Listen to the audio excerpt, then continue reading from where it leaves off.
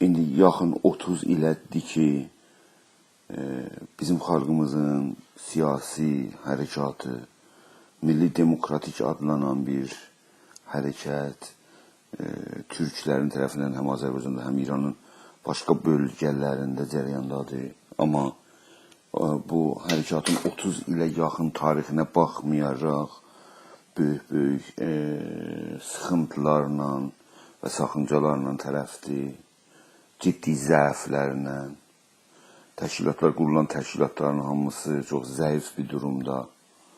Hələ adlım bir ya iki təşkilat eləyə bilməyib ki, nə içəridə və nə eşikdə eləyə bilsin, özü formalaşsın ta bu xalqın o genişdə hərəkatını təmsil edə bilsin, hətta etibar qazansın toplumda, yəni xarici toplumda, xarici ölkələrdə, beynəlxalq orqanlarda, hətta xalqımızın yanında. Biz bu suala ki, niyə bizim hərəkatımız 30 ildən sonra siyasi səviyyədə, hətta mədəni səviyyədə, hətta media səviyyəsində bu qədər zəifdir, 30 milyon insana deyək, yaraşmayan bir səviyyədədir. Onu özümüz tapmalıyıq. Buna aşkarca danışmalıyıq. Bunu gizlətməyə gerək yox. Ona görə bu açıdan məsələyə, yəni patolojiyanı, hərəkatın patolojiyasını, ya dedik ki, asib şinasını tapmaq üçün çaba göstərməliyik. Mən bugün bəzilərinə işarə edəcəm ki, imkanı vardır. Ondan sonra baxıraq münasib fürsətdə kimsə eləyə biləcək bu işin otursun, bir neçə nəfər araşdırsınlar və bunun qələmə çəksinlər. Ən aksiyən nöqtəmiz elə bu sualın cavabındadır ki, niyə biz zəif bir durumdayıq? Bir dənə təcrübi amar vardı ki, ona daha çox dayanmaq olur. O da budur ki, Stokholmda deyək. Burada bir dənə əncümən vardı, bir dənə neçə 100 adam üzvü vardı. Burada 5-10 il bundan qabaq Azərbaycanın seminarlarında yəni 100-200 adam gələrdi. Bəzi yerlərdə 400 adam gələrdi. Əncümən ki deyirəm, mədəni toplum. Siyasi bəhs... Bəli? Durna cəmiyyət. Bəli, məsələn, Durna cəmiyyət. Məsələn, mən fikir edirəm ki, gedsən başqa yerə YouTube-da, məsələn, deyək 10 il bundan qabaq nə qədər cəmiyyət gəldi və indi nə qədər gəlir. Biz məsələn 15 il, 20 il bundan qabaq siyasi gəlsəmizə bir 100 nəfər, 200 nəfər adam gələrdi. İndi 20 nəfər də gəlmir. Mənim sözüm budur. O 100, o 200 nəfər harda? Onlar niyə yoxdular? Niyə gəlmirlər? Bu bir dənə araşdırma üçün bir sualdır. Yəni, tək-təkimizin cavabı yetərli olmayacaq bu suala, amma çox mühümdür. Məsələn, diqqət edin, bu gün ən mühüm şeylərdən ki, bizim hərəkatımızın birinci dərəcədə, bizim hərəkatımızı xaricdə zəiflədib ekstremismidir. İfratgərai, türkcədə aşırıcılıq.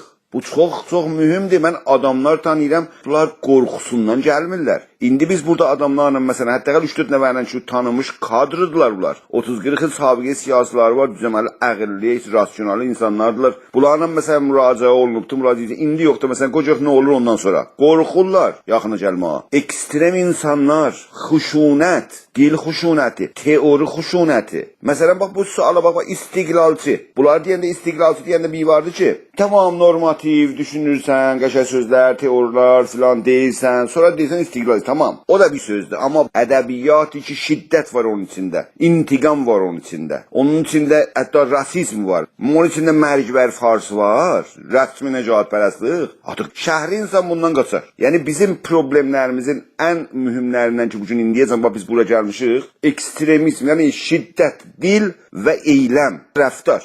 Mən son seminarda Almanda danışandan sonra bir nəvət seminarın vəsətindən durmuşu gəlsin mənə tərəf, mən bu mərcibər farsı analiz eləyəndə ki, durdu gəlsin mənə tərəf, bir nəvət getdi, onun qabağını saxladı. Sonra mən istirahətdə bir nəvət çağırmışdı, mənə deyildi ki, ağa sən nə cür cürət edirsən gəlsin burada danışırsan, burada şiddət ola bilər sənə. Bunları biz ciddi almırıq, biz özümüzü görmürük. Bax, mənim əsas məsələm budur, bax. Biz bunu tapmalıyıq ki, bu problem ki var bizim içimizdə, biz burada məsələmiz budur ki, bu elə mövcud adamlar ki, 10 il, 15 il bundan qabaq fəaliyyətin içindəydilər, onlar hardadır və niyə gəlmirlər, onun illətini tapaq. Bir bu mövzu var, yəni ideolojik, siyasi aşırıcılıq və şiddətli dil. İkinci mövzu ki bizim varımızdır, qeyri-vaqei strateji. qeyri-vaqi strateji. Məsələn, ola ki, istiqlaliyyət istirlər. Bugünkü normlarla istiqlaliyyət şüarına gəlirlər. Azərbaycan bizimki 3 nəfər, 3 cüt bitək adamımız yoxdur. Bir daha təşkilatda 10 dənə təşkilat qurub, hamısı istiqlal istirlər. Hərəsində 2 dənə, 3 dənə adamı yoxdur. Ya 5 nəfərdirlər, 10 nəfərdirlər. İstiqlaliyyət bizim kontrolumuzdadır. Bizim millətin kontrolundadır istiqlaliyyət ala bilsin. Amma istiqlaliyyət istəyirik ki, onda İran dövlətini yox ha.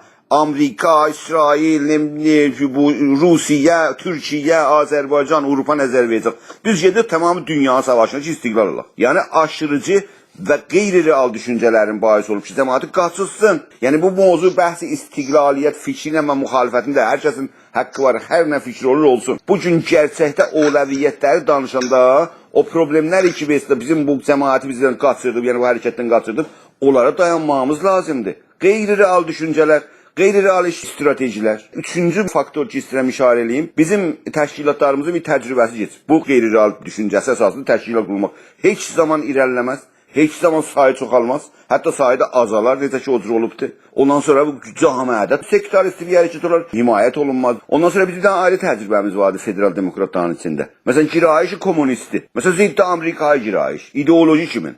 Hətta bizim axir bəhslərimizin içindəki bəlli olurdu ki, əslən bunlar, məsələn, o Amerika ki istəyirdi gəlsin İrana, bunlar deyirlər, biz ya axirəcən Amerika ilə cəng eləyək İrana gəlsin. Biz axı eləyə bilərik Amerika ilə savaşaq. Bizim hərəkətimizin gücündədir ki, Amerikanın nizamı savaşaq. Bizim o rəhbərlərimizin biri elə deyir ki, biz axirəcən Amerikanın qabağında durmalıyıq, axirəcən savaşacaq. İdeolojik düşüncə və o zaviyədən məsələlərlə toxunma. Hətta bizim dostlarımızın içində vardı ki, indi də var, ad saymaq istəmirəm. O qədər bu ifrati sol, yəni kommunistdir ki, deyir biz gəl kütlərlə cəngi nizamiyə girək. Deyirsən, niyə? Deyir Amerikanın nökərləridir, bütün emperyalizm nökərləridir, emperyalizm nökərlərini savaşaq. Yəni bu sol zaviyədən kütlərlə savaşaq. Bir seyir adamlar sağ zaviyədən, yəni sağ baxış açısından, yəni millətçi, nasionalist baxış açısından kütlərlə savaşmaq tərəfdardılar.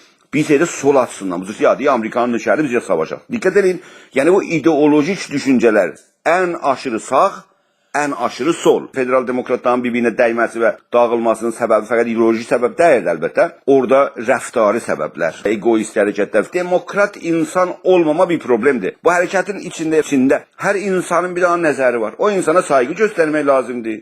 Və bir dənə də ayrı faktor işarə edeyim ki, o da mühümdür ki, çox mühüm ciddi məsələdir. O da teorik zəf. Diqqət edin, məsələn bizim hamımız siyasi sabiqəmiz var.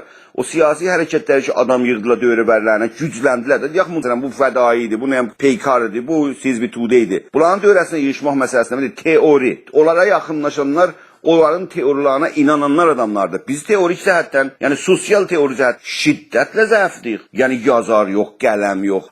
Biz sosialistik, biz liberalıq, biz nasionalistik, biz liberal demokratıq, biz sosial demokratıq, biz liberal sosialistik. Mən deyirəm ki, bir Azərbaycanlı gənc bir danışqatı dərs oxuyur, deyirəm, mən istəyirəm ki, edim məsələn, qatışın bu hərəkatın içinə. Kimə qarışsın? Həsənə qarışsın, Yunisə qarışsın. Yəni ki, yox, bir dənə camiyə qarşı teori var. Desin, mən bu teorunu da az istəyəm. Təşkilat bir dənə sosial teorinin üstündə qurulmalıdır. Bu yoxdur. Bizim adamlarımız, mən gəldim bu, məsələn, təşkilatı əlifə, bunun teorisi, metod əndişəsi, cahanbinisi, bunlar nə deyirlər? O zəfi teorik, nəzəri cəhətdən zəflər, bayısı gəlməsin, yaxınlaşmasın. Bu 3 dənə, 4 dənə ki saydım, bunlar bizim hərəkatın əsası problemi, çox ciddi problemlərdirlər. Araşdırmaq lazımdır əsasən olan haqqında. Ona görə biz indi, bax bu problemləri ki saydım və əlbəttə sıralaya bilərəm vaxtınızı almaqdan ötürü, elə ən önəmlilərini dedim. Stratejik, yəni dirazi müddət bu 4 dənə problemin həllinə çalışaq. Buna bir gecədə həll olan bir məsələ deyil. Sən bunu bir dənə teori, bir dənə nəzər, bir dənə fikir, bir dənə yol, stratejik yol bəsləyəcəksən, o əqlani, rasional yol gücləndikcə o ekstremist zəifləyəcək. Tamam, burada bir yol var. Aydın bir yol, şəffaf bir fikir qoymalıyıq araya. Demokratik sosialist ya liberal sosialist, bir demokratik sosialist araya qoymalıyıq. Ən azı sosialistlər və sosial demokratlar gəlsə bu hərəkətin içinə biz qutuq müddətdə ki, indi istəyirik bu hərəkəti canlandıraq. Bir qutuq müddətdə də ona düşünməliyik ki, neyniyək? Bugün nə iş görək ki, adını çəkdiyim stratejik problemləri, yəni bugünkü taktiki bir seçimlərlə o problemləri ki, yazımda həll olacaq, onu stratejik formada həllinə çalışaq. Və bu vasitə ilə biz zəmin yaradaq, şərait yaradaq ki, bizim o nirulağımız ki vardı, məsələn 15 il bundan qabaq məsələn deyə bu hərəkətin içində əlaqəməndilər vardılar filan, əqlani insanlardılar və mən doğrudan özüm şəxsən tanıyıram ki, qaçıblarsan qorxularından və ya ehtiyatlarından. Amma bu əsas söz ki, stratejik problemləri, əsası problemləri görmək, onlara icazə müddət bir rah həll. Eyni halda bu gün biz üçün hərəkət başlayırıq.